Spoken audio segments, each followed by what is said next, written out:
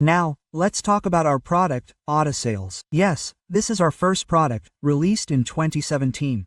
It's been 5 years since its release, and the product I'm currently using for training is R21. So, it supports the standard R21 and has a date at the end for version management. You're using the AUTOSAR tool, released on September 23rd. If I explain it this way, there are 4 essential things fundamental to the design process. If you didn't focus on these 4 things, you wouldn't be able to develop the application Hyundai mentioned earlier. And once development is complete, Jetter uses these to create a manifest file. The 3 core files are the machine manifest, the issue queue manifest, and the service instance manifest.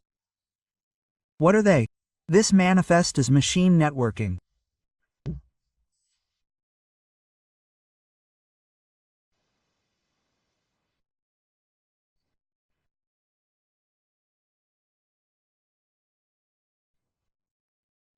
So, the service instance path, as I explained earlier, is this.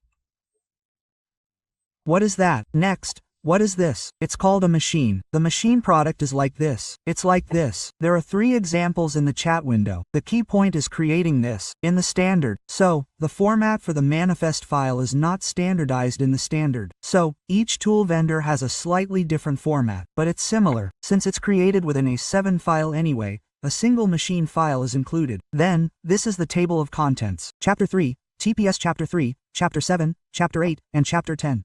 When the content is preached, the manifest file is copied to the actual issue. The file is copied to the target board, and the execution file is also copied. After that, the issue manager interprets this file and runs each application. And this application, a virtual application, can use the OS API. What's important is that if it's an application app on a virtual platform, only PS51F can be used. At the platform level, all can be used.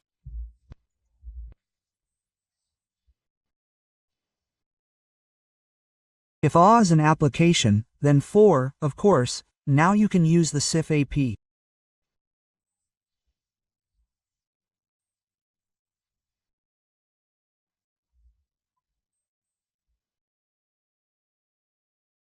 If you use the API and it's at the platform level, yes, you can use all OS and AP. So it's divided into 2. That's what it means. Here, the phantom class is RPI. The reason it's RPI is RIP. The reason it starts with R. The namespace is R, so, if you look at the code now, it's like this. The code has 2 dots. This is a namespace. So, the biggest difference between C and C++ is that they use namespaces. Namespaces. But what are these? In the case of the classic platform, which is a language, all the source code that goes into a single board is unique. In other words, the classic platform source code file is unique. Unique functions are also unique. So, in the case of the classic platform, the source code and files are unique, and the function names are also unique. This is because if there are 2 identical function names, compilation will not work. Since C is built by bundling the entire C code at once, there is this weakness.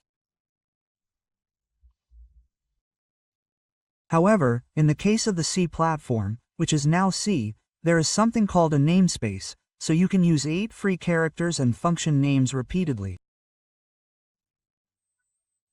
However, duplication is possible as long as there is a namespace. So what is a namespace? To put it simply and ignorantly, a lane path is a holder name. It is a holder path name. So if the lane path is ABC, it becomes ABC holder. So, in the case of CIF, since there's a lane space, why does CIF use a lane space? We often use open source during actual development. During development, file names and function names can be the same. They can be identical regardless of our intentions. However, in such cases, we avoid using the namespace name. That's why lane spaces are so important. The reason it's important is that namespaces are incorporated into the design of a class. So, we use a class cells in the design. Lane spaces. Even if the executable file is the same, if the path is different, it's a different executable file. So, we need to be careful because lane spaces are used. So, you need to carefully read the TPSMS statement. For example, where are the related tags for each product? Simply put, to develop an application, you need to understand the ASM tag, which is a tag and can usually be expressed as a metaclass. So, if you want to develop an application, you need to know RRASML tags 1, 2, 3, 4, 7, 8, 9, 10, 11, 19, 19. And within those 19 axle tags, there are axle tags with high information. So, there are about 100. but you need to know that to develop an application. Why do you need to create a manifest file? Oh, I have to use this. So, to do S, you have to design the mappy side of the service instance manifest. Now, to send the cans, which are made up of cans, to the cloud, you have to design 2000 can data. So, cars have already been mass-produced with cans. Then, there is a CandyDBC file. Then, if you open the CandyDBC file, there are about 2000 can data. If you want to process all 2000 in a specific application, you have to redesign the 2000 can data into Ethernet. Simply put, we need someone who can redesign the CAN version of the modern press tolerance system into a Sapphire version. This is service interface development. So, what should they be good at? That company's product is good at AUTOSAR system design. AUTOSAR system designer. And one thing you should know is that in the case of Vector, the reservation design tool is split into 5 products. This splitting into 5 products means you have to purchase 5 products. Since we provide all functions with a single tool, you can use the entire world with just one tool. For reference, that company's product can also be designed for the Classic platform. So, the CAN version is designed on the Classic platform. In system design, it's called CP, which is a comparison to the Crash platform. CP is divided into AHOC SMAE design, and because it's system design, there's also issue configuration.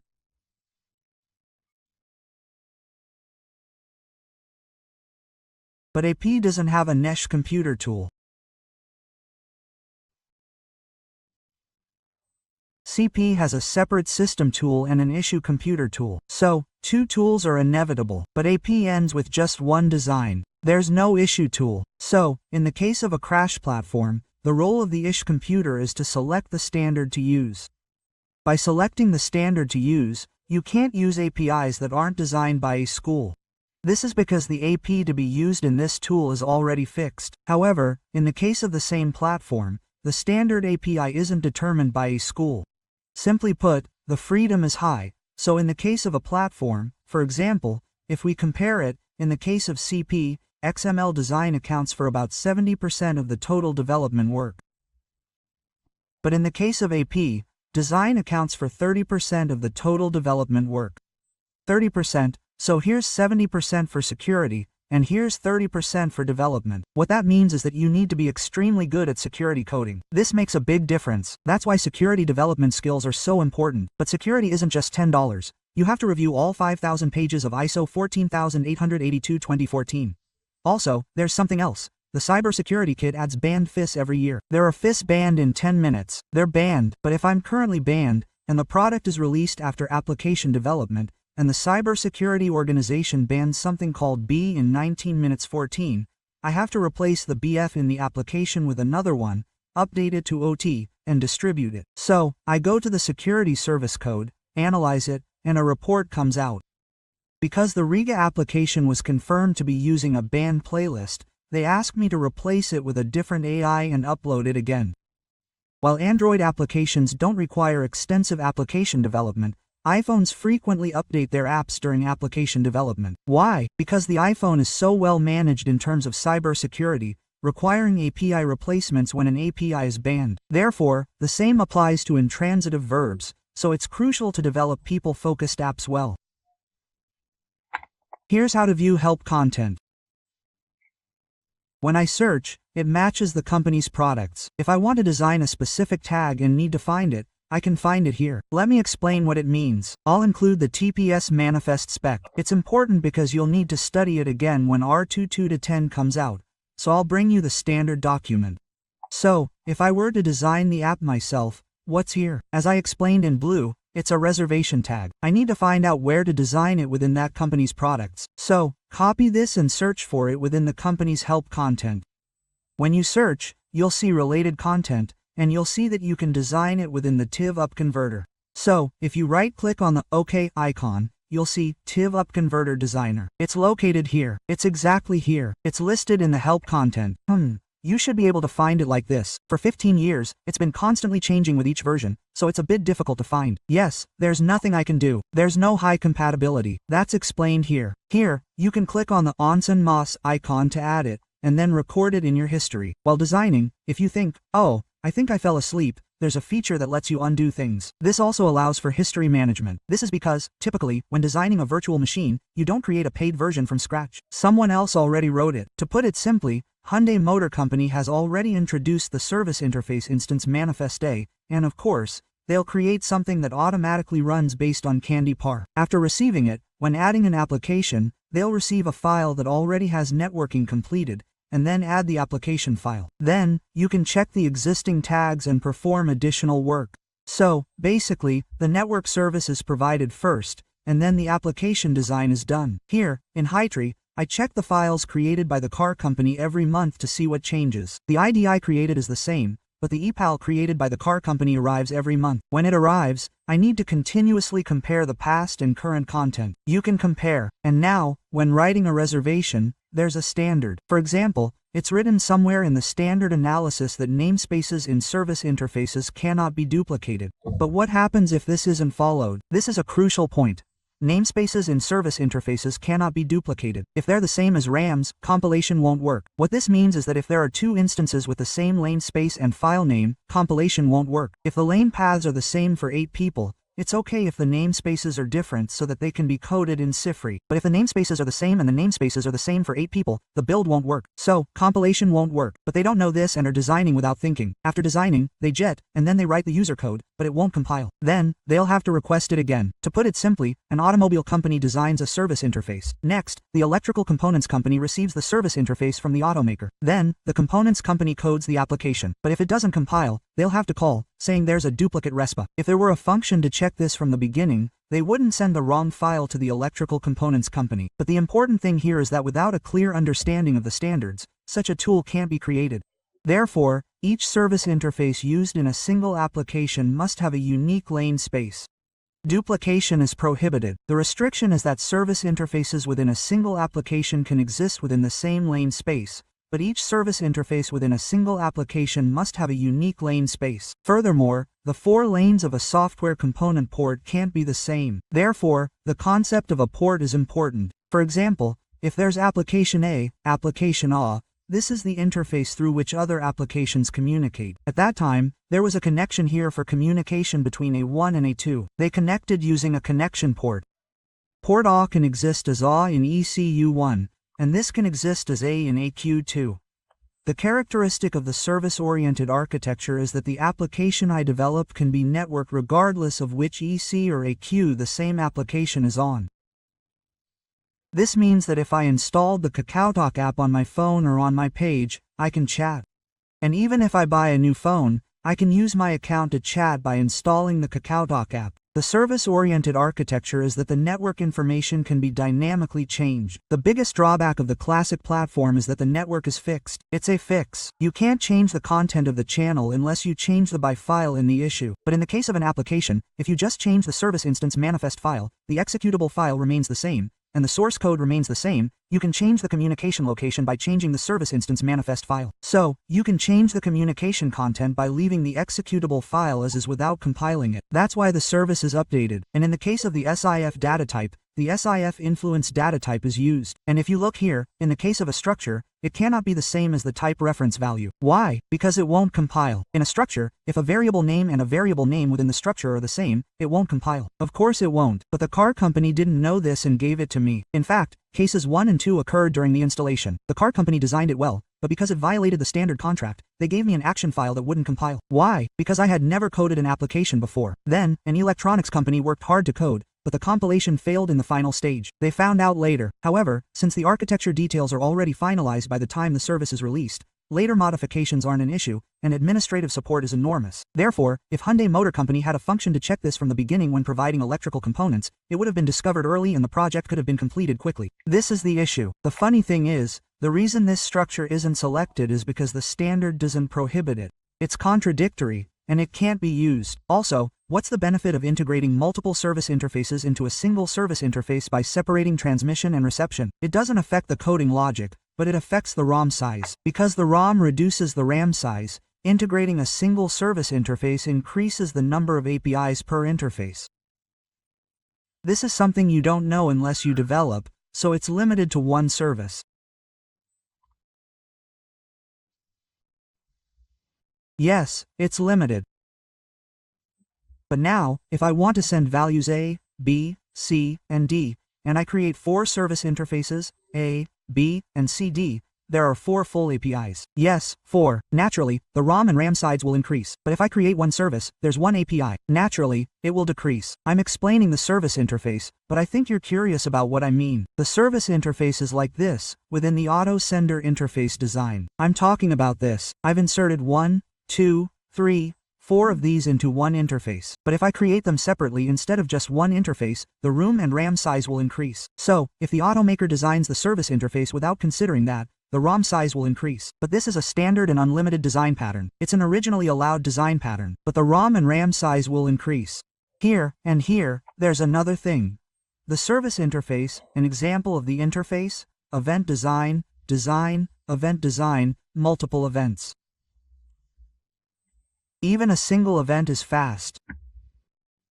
So, when designing the service interface, when sending data to the service interface, what does it mean to make the event like this? If you make the event like this, the speed is 1. This frame goes as a single event.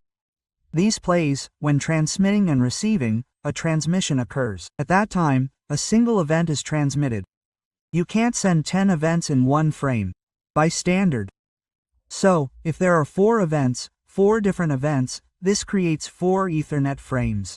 4. What I mean is, one event is 8. 8. So, the vehicle speed, vehicle speed, now sends one more event. What's my vehicle speed? If you make one of these, since it's 8 bits, it's 1 byte. In a state of 1 byte, this 1600 bytes are not used and the ID frame is sent out. If it goes out, 1499 baud is not used. So if you send a single event by filling it with a conductor, you create a conductor of something like 1000 bytes and send it, and it goes out as a frame from 1500 bytes. That's efficient. Then this is now 500 baud. This is something you have to try and practice. So to put it simply, what I just explained is that if you explain this to the interviewer like this, the job applicant will be rejected right away. This person clearly understands the service-oriented architecture and knows how to design service interfaces accurately and efficiently. I'm not sure if you understand it, but that's why car companies don't know this yet. That company recently taught me this method. So, to put it simply, you put a single box on a one-turn truck and the delivery goes out. Who pays for the gas? To deliver a package, you have to fully load the truck, which reduces the functional value. So, if you put a single box on a one-turn track and keep going back and forth, it'll slow down. The truck has to go back and forth. So, even though there's no textbook, it affects their speed. When developing a service interface, you have to put a structure into each event. Therefore, in the autonomous driving standards, free roaming data is not in the form of variables, but in the form of structures. It's not a simple structure, but a structure within a structure within a structure. This is what the standard language says, but I'll show you. Yes, on the natural side, there's a standard called the sense interface. This is the AS standard. I'll tell you how to find the search engine where you can download this document. If you want to drive freely, you absolutely must study this.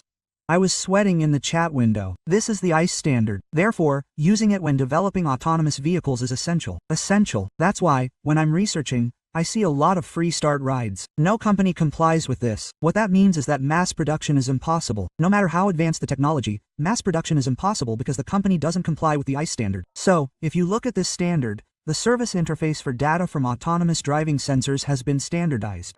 If you look at the standard data, you'll see that there are 4 service interface items.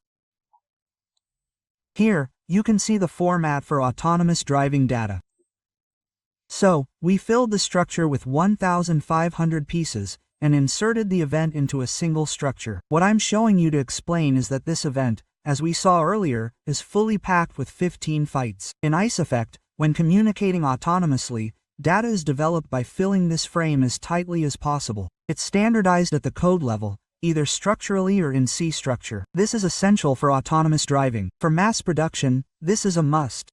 Some startups haven't considered this when developing, and it's listed here. Autosave also provides an A-Haxel file for this. This is the standard. It's the standard for creating autonomous levels 2, 3, 4, and 5. There's also an IS standard document. You should study it. To make it popular, by the time you graduate, autonomous vehicles will be mass-produced, and this is the service interface. Like we discussed earlier at Hyundai, this is the service interface. Yes, this is the design, but what's important?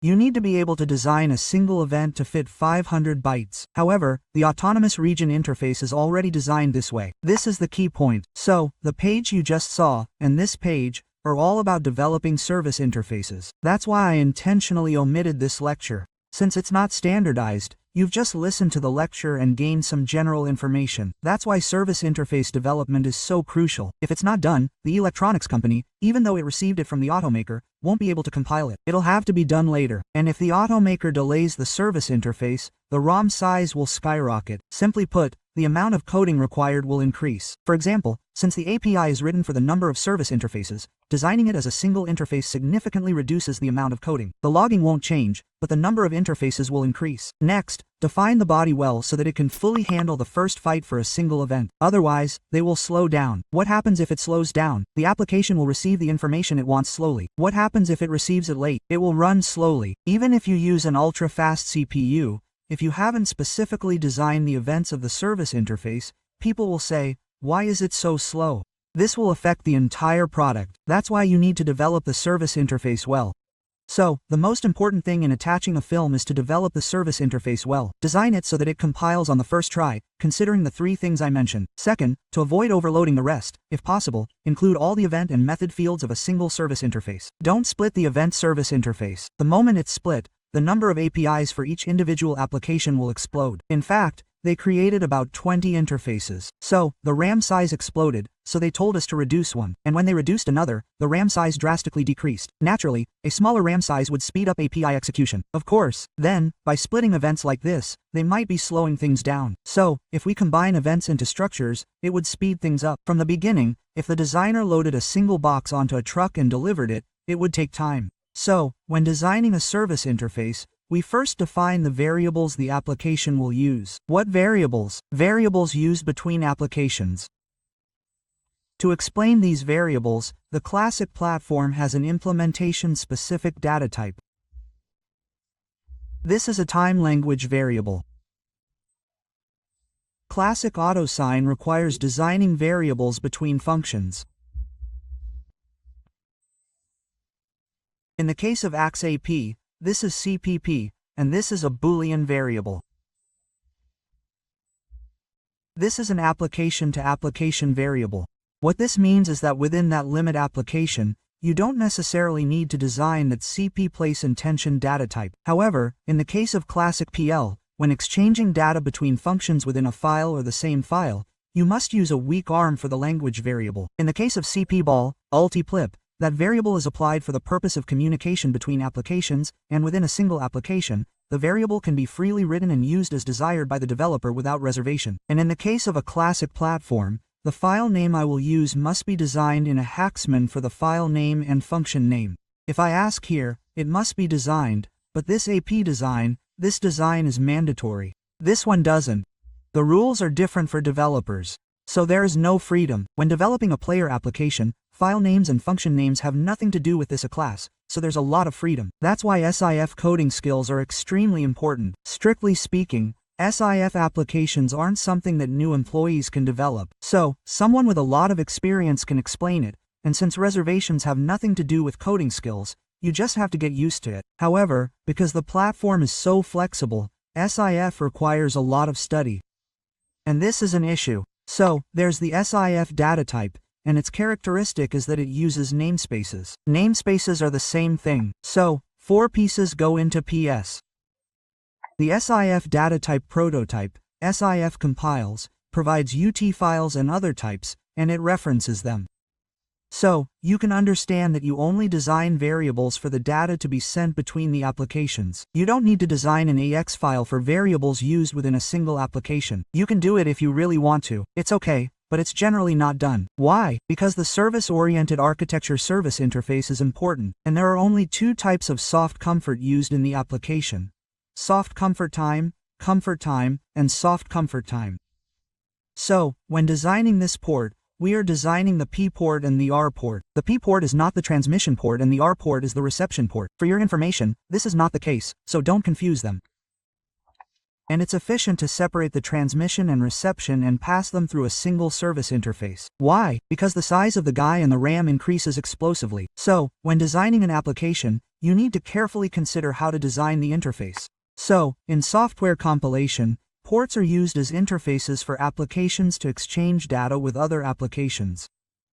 And then, the executable file name must match the uppercase and lowercase letters. This is the executable file name. The reason the executable file name is included is because, to run a file, you need to know the executable file name. So, in order to recognize the executable name in the execution manifest, the executable file name must be identical to the 8 names that are actually sacrificed in the reservation process. Then, who decides the executable file name during actual compilation? The developer decides. If the developer does not match the name and uppercase letters, the executable file cannot be run. So, this consistency check must always be done. So I'll just write up to here, but if it's a single line file, it's action design. Why is this used as information to execute above? What is this? It's a preamble manifest. So let's distinguish between the preamble and the preamble. So this is very important, and it distinguishes whether the execution file is application level or platform level. We did it before. The platform level can be used on all OS platforms. The application level can use POSIX PS51, but PS51 doesn't support the folder file API, so to elevate the folder file in the cache, we use RPERA file to create the folder file. And in this 51, we can't terminate the process.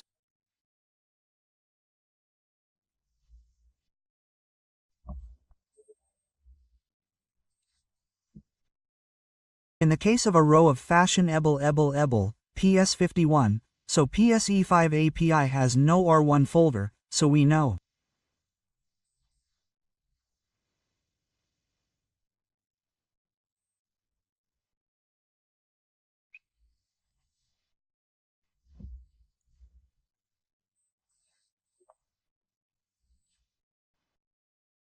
And since there is no PSU51 API, we used SMSSMPHM, which is how it turned out. So, because it's cyber-enabled, it has some really small limitations. What I mean is, if I'm using an Android phone or iPhone and I'm an app developer, there are some features I can't add to my app development.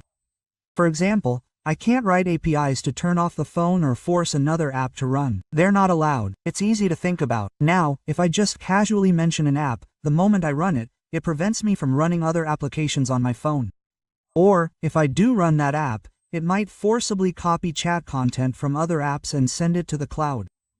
It could be account numbers or something like that. So, we have to restrict the use of the OS API, and when we set the OS AI restrictions, we decide whether to allow or disallow it. So, if you want to use an OF other than PSSE1, you have to go through RPI. This is the key point. What RP does is, if an application is permitted, it will function normally. If it's not permitted and is uploaded to the API, it will be blocked by RPI. So, of course, only the application level can be uploaded to the App Store. If there's an app on my iPhone, and it's installed every time I take a photo, it'll continuously send my photos to the cloud, trying to steal my personal information. Then, things like I've seen questions, or I've taken photos of my credit card bill without knowing it, can be counted.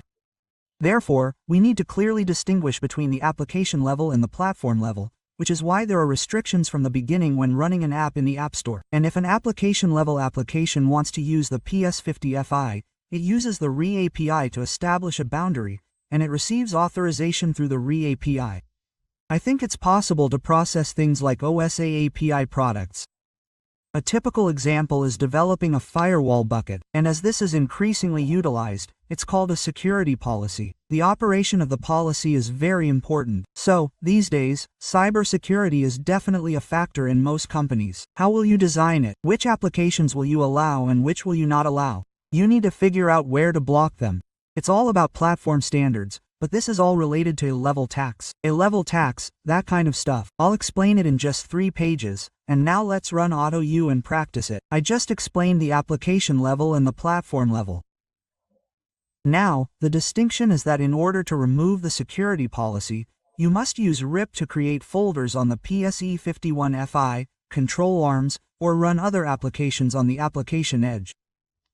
Platform-level applications can use all APIs, and the RE API of the function cluster can use all APIs.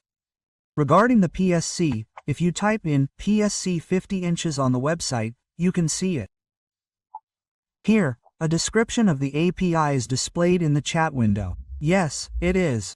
Here, you can see the limitations available at the PS level. You can't use processes, pipelines, or file directories, and you can't change the process order. These are the limitations. If you search for the documentation, you'll find it all. So, if you search for it, you can see where the PS51PA list is. So, since the API of PS51 for smartphone app applications uses the FI provided by SD to control files and folders, you can see that this is an essential requirement when creating an app store. And the limitation of that company's product is that there is no problem in development even if process design is not done. Each company has a different scope of reservation that needs to be written.